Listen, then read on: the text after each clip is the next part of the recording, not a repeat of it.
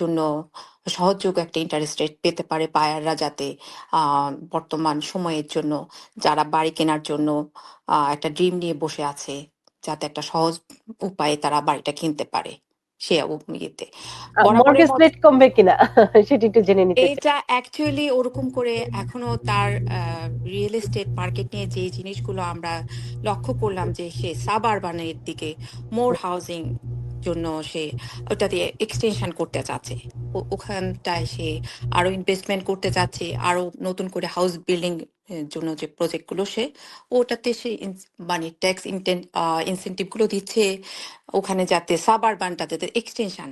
কারণ আমরা বরাবরই দেখে যাচ্ছি যে আমাদের ইনভেন্টরিটা অনেক কম, যার কারণে সেলাররা মার্কেটটাকে কন্ট্রোল করতে পারছে। বায়াররা একদিকে, যে একটু আগে আপনি বললেন, একদিকে তারা কোণঠাসা হয়ে যাচ্ছে, তাই না? কারণ একটাই কারণ, আমাদের